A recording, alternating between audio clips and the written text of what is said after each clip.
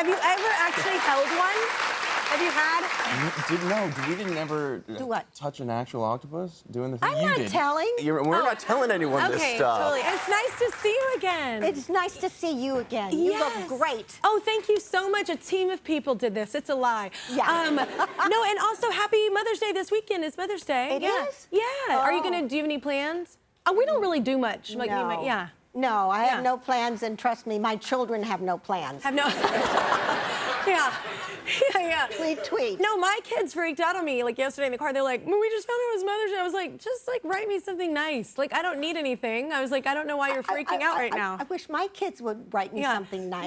They're 10 and 12, so they're like a little younger right now and still like are sweet. Maybe my grandkids will hear this and go, "Oh gosh, Grammy," and I doubt it. I sincerely doubt it. No, Oh, there would that's be cute nothing. though. Congrats on the new movie. It is you. so good. Thank you. So it's Remarkably Bright Creatures. Yes. It's so good. It's so special. I think my favorite part about it is I hadn't read the book. I didn't know about the book, and I was obviously watching it because I knew you were coming.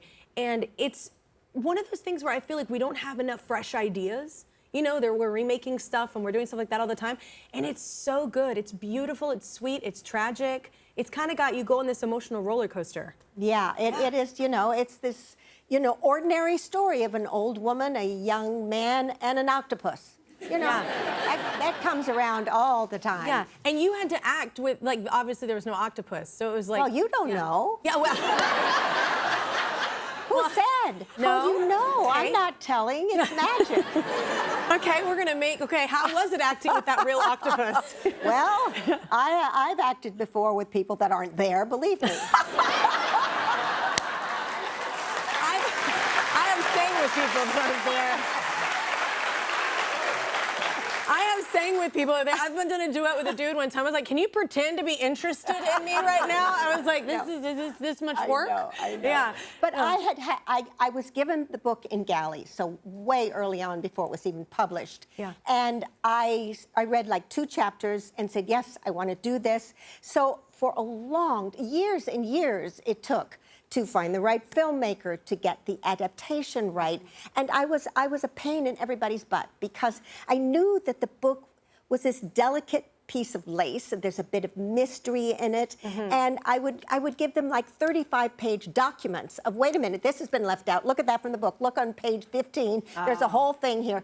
Yeah. And so we were constantly trying to weave things into it. So by the time I was in fabulous, gorgeous, remarkable Vancouver, which if you haven't been there, go there. Yeah. It's Canada, Yeah. our neighbors. Yeah. Yay! But British Columbia specifically is so gorgeous. Yeah. Specifically, by the time I got there, I knew him, whether he was there or not, and I won't say, but I knew him so well. I knew what he felt like. I knew the sound of him. I knew the look of him. Marcellus, yeah. Marcellus. Yeah.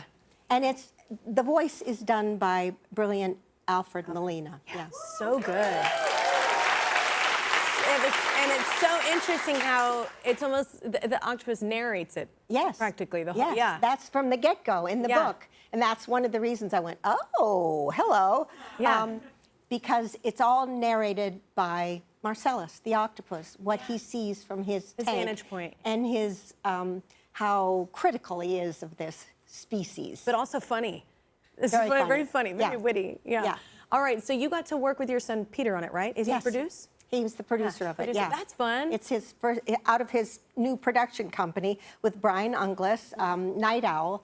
And so they brought it to me early on, and I said yes. So it is the first.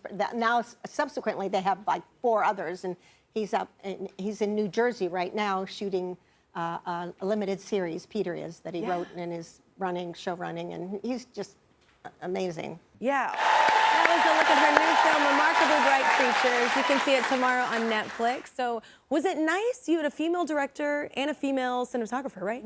Was that nice? It's like a different perspective. You know what? You get to work in it, and it is all about the quality of who they are. So it is male, female, doesn't matter. And since I've been doing this job, since I've been in the business since 1964, when there were no men on the set, none. I mean, no women, No women. on set, Yeah. only men. I was like, Oh, what sets were you on? Yeah, exactly. Trust me, I was like, on those sets too. Yeah. There were 0 women in the crew. They just didn't exist. And then slowly they started to come on more and more and more. But it's really been over the last, I guess 10 years that you see women really in the crew, on all aspects of the crew. So I have worked with some women directors. But this DP, Ashley, is arguably the best I've ever worked with, or one of the best, right up with the great descendant photographers I've had the great privilege to work with. So she's dazzlingly good. Yeah. Oh, what a great word, dazzling. I want somebody to use that adjective with my name. One of the themes is finding joy through tragedy. How do you find joy? I think that's different for everyone. When something happens that you're like, oof, this is too much, like in life. I don't know. That's an interesting question. How do I find joy? This is a very weird thing. Joy is at night when I can sit and have my glass of Chardonnay. Yeah. And it's still, it's quiet. And it's quiet, and I'm with my little dog. Yeah. That is a new part of my life. Yeah. My little dog, and I can cross off my list that I got it done. And I can look to tomorrow. Tomorrow is joy. Yes, I'm telling you what, crossing a list off is the best, excuse my French, foreplay. I'm telling you what, I love seeing it just go away. And I conquered this today, because we got a lot of on the list, you know what I'm saying? I know. That feels good. Pardon your foreplay on that one. Pardon my foreplay. But congratulations if you're having it. But your character is a janitor. So are you a clean person? Are you tidy? Are you? I am a tidy. I mean, yes, it's like a little it needs to be like I have some seriously wrong with me because everything. I'm surprised I'm not in here going, who's got the thing I need to get? But lift up your feet. So question. Can you tell? So you can tell in my life if my room if my closet specifically is a mess. Yeah. Well, she's not doing well. She's not doing well. Yeah. But if you walk into my closet is great. She's fine. Oh man. Yeah. It's my closet. That's the indication. Yeah, I get that. Yeah. I totally get that. But I like being clean, and there's a spot for everything. Just put it up, children. There's so much chaos going inside me. Yeah. And the only way I had control was to make everything neat. Yeah. If I could make everything neat and clean, fine. But if there I'm isn't, in control. Yeah, and if there isn't a place for it, then you don't need it. Like, just put it away, and if there isn't a place for it, you don't need it. I need it. Oh, you do? Are you a hoarder? Oh, yeah. Oh, we're opposite. Yeah, but I hoard it neatly. Oh, oh my God, you're my mom. My mom will be like, I know where everything is. Okay, wait. In the film, you become a surrogate mom for a drifter, played by Lewis Pullman. So you worked with his dad, Bill, right? In London? Yeah. Were you on a play? Yes, we did a play in 2019 in the UK at the Old Vic. Yeah. Oh God, you're both so great. So you're also. How was that? How's it? Do you find the English audience any different when you're playing? I find audiences different where I go and sing. Every audience is different. I mean, they're all different. That's part of the fun and the challenge of doing stage is they're all different. Yeah. And certainly the UK was different, but I found them incredibly welcoming. I was told that they were a bit standoffish. Well, that's standoffish? No, Broadway is standoffish. Yeah, no, I didn't find that either. They're fun. No. They're like here for a party. Yeah, I really. agree. You're turning 80 this year, right? I am? Yes. Oh my God. Wait, what? Oh, it's incredible. Oh my God, no one told me. No, it's incredible. I love aging. I know everybody has looked down on this industry for years, but it is a blessing. Not everybody gets to do each number, you know what I'm saying? So it's like, I've had some young friends like pass away, and it's like every year is such a blessing, and everything you get to, next year it's like, oh, what do I want to do with this time? You don't know how much time you have. Like, that's a blessing. Agree. 80 years old. What are you excited about? Agree. Different being chapter? Here, oh my God. I don't, it is, I'm grateful that my legs and my feet and my hands and my arms have done all the things I asked them to do for 80 years, almost 80 years. Yeah.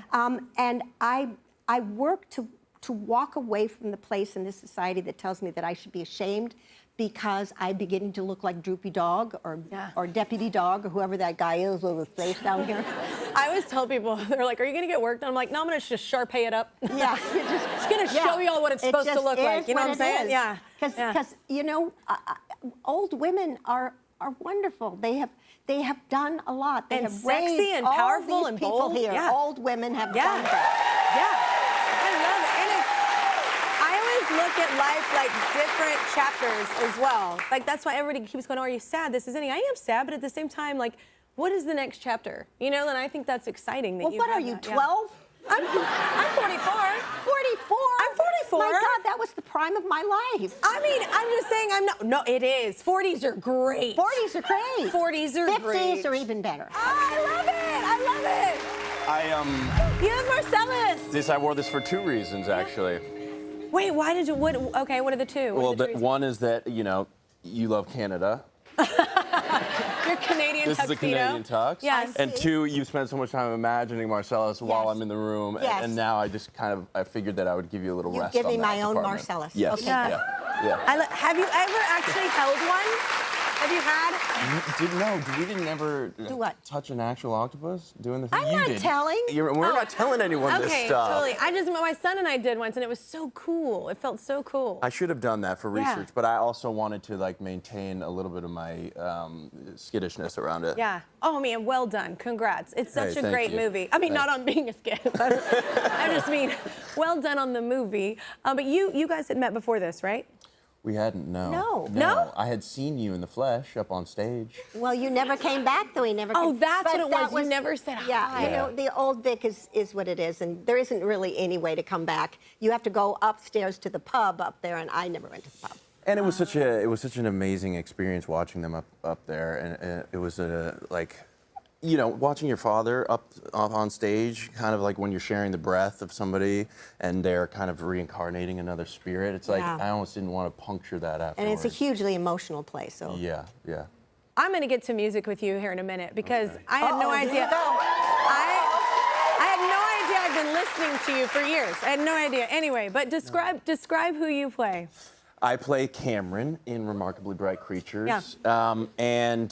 Cameron is sort of like shows up into this town in a van that breaks down, and he's on the lookout for something. He's looking for somebody. He's got a real strong purpose, but he's having trouble kind of getting things right. it's kind of lost. A little lost. My favorite thing is like the casual traumatic knowledge bombs that you drop. It's just casually dropping like trauma on people. Like Yeah. you say your character just said, it's like, what? And it's like, yeah, and it just came out. That's my favorite part about your character. He's good at quieting a room. Yeah. Yeah. Okay, talk about the intergenerational friendship because we saw a little bit of it in that scene before, but y'all do such a great job. It's so funny. That was the easiest part. Yeah. That's not always easy with fellow actors, right? In certain roles. Well, it depends on the fellow actors. Yes. I think from the get-go, when we read together, there wasn't nobody else in the room, even though there were like 5 people, you know, gonna like, how is he doing? What do you think? We should hire him? We like him, no?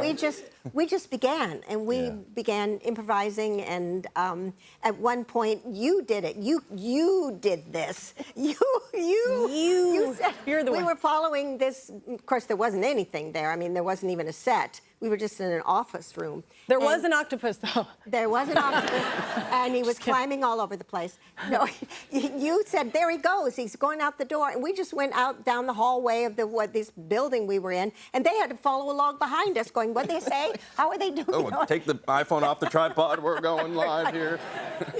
And you're just going about just it, and they're doing all it. trailing behind you? Yeah, they're all trailing along behind That's us because amazing. we were improvising, and we were laughing later, and we created our own world. Yeah. I love that. Yeah. That's brilliant when you're comfortable and you're playing. Yeah. Yeah. I think that's a fun thing. Okay, we're gonna get to music. So here's the thing. Josh Brolin was on the show in LA years ago, okay? Cool. And he tells me his daughter sings. And I'm like, oh, that's cool. I'll check her out. I went and looked it up and I was like, damn. I was like, I loved it. And her name is Eden. Yeah. And he came back and I said, hey, I listened to your daughter and I love the band, Attaboy. I was like, that's the band, right? Attaboy. And I and I was telling him, I was focused more on the vocals. Obviously, I'm a vocalist when I was talking to Josh, but I have a playlist on my ranch. I drive the trails and just sit with my dogs. That's my peaceful time. That's my joy. That's where I find my joy. And I just go on trails by myself, just going around, whatever. And I have a playlist, and Attaboy is on it. And I was reading about you, and I had no idea you were the drummer. I'm not like the person, I'm not on Google, I'm not online, you know? So it's like, I just had been listening and I didn't know. And it's such a great band. Attaboy, yeah. Well, thank you. I listen to you so much. It's amazing. Yes. I like you and Suki, Waterhouse, like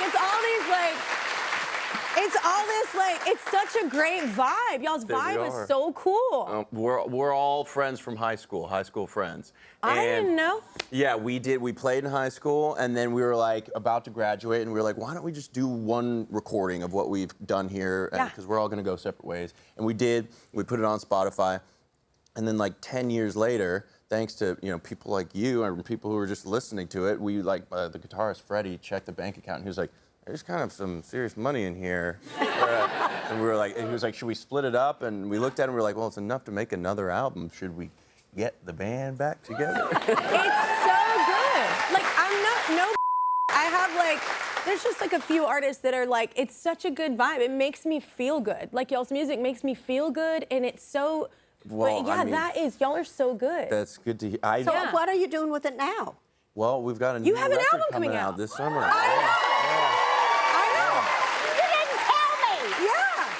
We have to stop for a commercial break. Everybody give it up for Sally Field and Lewis Pullman. Remarkably Bright Creatures premieres tomorrow on Netflix.